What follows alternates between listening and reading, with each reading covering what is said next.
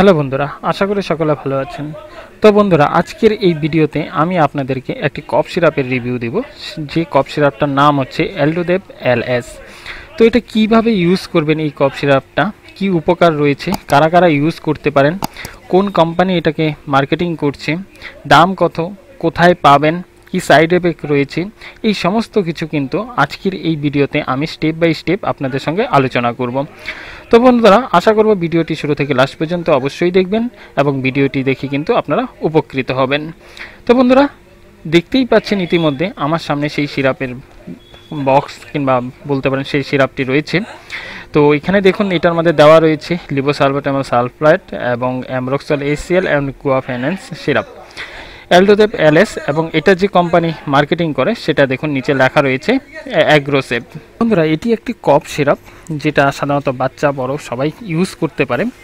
তো এটা লিভোসালবুটামল এবং অ্যাম্ব্রক্সল, হালকা শ্বাসকষ্ট রয়েছে সেই সময় কিন্তু এই সিরাপটা আপনারা খেতে পারেন, কিংবা কাশি রয়েছে, কাশির সঙ্গে কফ বেরোচ্ছে না সেই সময় কিন্তু আপনারা এই সিরাপটা খেতে পারেন, কিংবা কফ বেরোচ্ছে, হালকা শ্বাসকষ্ট রয়েছে, তখনও কিন্তু আপনারা এটা খেতে পারেন।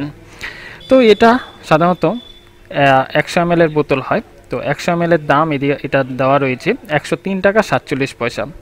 এবং এক্সপিরির কথা যদি বলি, মিনিমাম 2 বছরের এক্সপিরি এখানে দেওয়া রয়েছে। তো খুব ভালো একটা সিরাপ, এবং এটা যখনই ইউজ করবেন কিভাবে ইউজ করতে হবে সেটাও এখানে দেওয়া রয়েছে। সেই উইল বি বিফোর ইউজ, অর্থাৎ খাওয়ার আগে কিন্তু এটা অবশ্যই ঝাঁকি দিয়ে খেতে হবে। এছাড়া বন্ধুরা, খুব ইম্পর্টেন্ট একটা বিষয় এখানে দেওয়া রয়েছে, এই মেডিসিনটা কিন্তু শিডিউল এইচ ড্রাগের মধ্যে পড়েছে, অর্থাৎ প্রেসক্রিপশন ছাড়া কিন্তু এই মেডিসিনটা খাওয়া যাবে না, কিংবা কোনো রিটেলার বিক্রি করতে পারবে না, সেটা কিন্তু এখানে লেখা রয়েছে।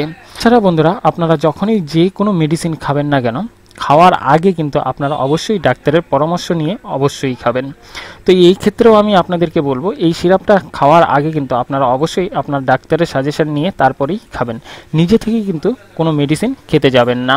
তাছাড়া বন্ধুরা, এই মেডিসিনটা কিভাবে খেতে হবে সেটাও কিন্তু এখানে প্রেসক্রিপশন রুলস দেওয়া রয়েছে।